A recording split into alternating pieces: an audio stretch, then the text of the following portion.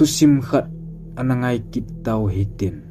hiche tusim hi ahile sungko achang sahim tusim ihin sei diwahi khang masalai tun gamsung khat ana umen hiche gamsunga chun chitin namtin ana chengon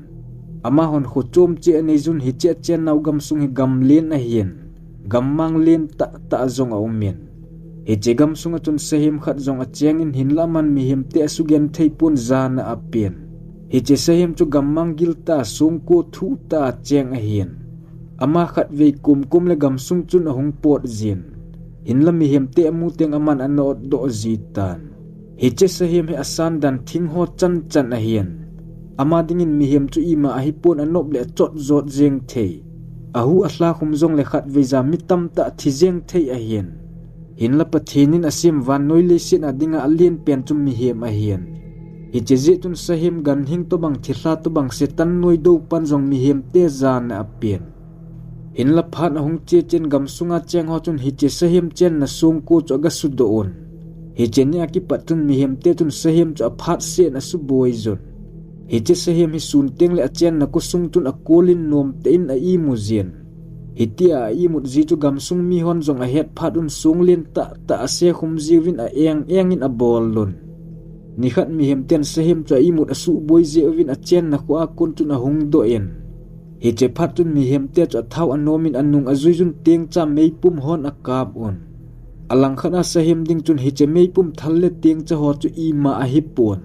hi jong le mi hem khat a i mut pet tho kangin a vel le to bang a hian ama dingin ningki hala hle zeng yen anung zui hon jong zan ahung hi phatun ada hlavin sahim a bol dan ho chu khosungin a sezon ama ho a thau jong anom thei hle zeng yen alang khana hi che sahim gamsunga a chen chu mi hem ten a phat chom pien aji cho man mi hem that thei hum pi len gamsai gilo mi hem that thei hoi a that zin anezien hinla hi che ho chu mi hem ten a gel phapowin gamsunga sathat zin ango on alang khara sehim chun mi hem ten ni athei gamso he ane ngai pon that zong a that ngai pon aman salin ama to banga thanei mi hem sugam jeng thei ho bo atha ji a hian hi che ho lai khanga chu hum pilien sai pilien mi hem that thei zong tam na lai a hian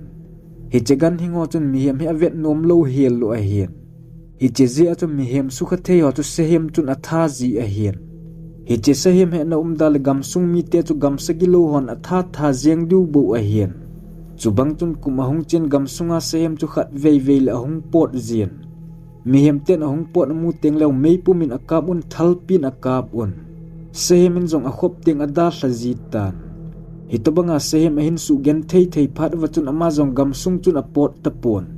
asung gilkel teng lebo ne ading holin ahung pot zin hiche sahim gamsunga ahung thlat lo phatun gan hing gilo mi hem that nom jing ho chu gamsungin ahung lang tan nikhat pasal mi thum gamlenga che ho hin gamsai lien ta adung tong somwal sena saw he akisu doon hiche gamsai jong chun pasal thum ho amu mu chun a hin delin pasal ni chu athat in pasal khat pawang awang phat in anasu chan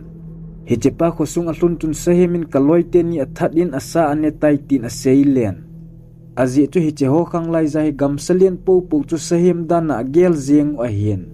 hiche nia ki pat chun ama hon sahim tha ding dan angai tovin gammanga chen na sung ko chun sun teng le acheuven ama hon thalpi meipum le sung len ta ho ali khumon hinla hiche ho mai chu sahim dingin ima a hipon hizong le ama aning aki halin a khop hle jeng tan phatle ni hong chen hiche sahim chun gamsunga ganhing phalo mi hem that ji ho chu ahin tha phatun gan hingilo ho ahung lut ngam tapon ama ho tuipi gal lamin azam gamon hinla sahem dingin wang hi chegam chu gen thein le ki eng bol na bo a hian gamsung mi ho chun nise in sahem cho chen na kusunga chun song pi ali khumon thalin akamun abang le meilom ase khumun hitia avel vela hin bol phat wachon sahem jong alung hangin ni khani mi hem ten a chen na kusung ahung bulu lai ta uwa hen ahung chom do in hichemi ang se ngai lut thelo mi hem ho chahu asla khumin ahil akama kuntun mei kong ahung do en mi hem ho chaka wam gam tan hichenia ki patun sehem tun mi hem te chu tha chimit ding atien gamsunga ho cha banin ahin bulun mi hem koima lungmong samonga tapuan aman mihim amat kha ho cha bang achon liin mi bang khat cho hu asla khumin halwam min hiti chun ni khat sungin mihim asang azan hin sumang tan hiche sehemin mihim te hin bol gim thu chu gam sungin ahong ki thangin mi phalo mi yang khan phabep zin aman gam sunga cheng mihim te chu khen tum nei lovin athatin hiti chun ni khu phabep sungin hi chegam sung chu mi thilung aki sebu min gammang lin ta ho mezin akan aji chu sehem chun akama kuna hung do meza chu gamle khu hozong ahal hla ahitan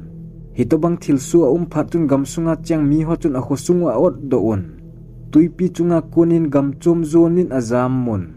alang khana sehem chun gam sung da hlaman lo hot chu sun le zanin athadin aki chep nan hi chegam sunga cheng ho zo si atha chai phat chun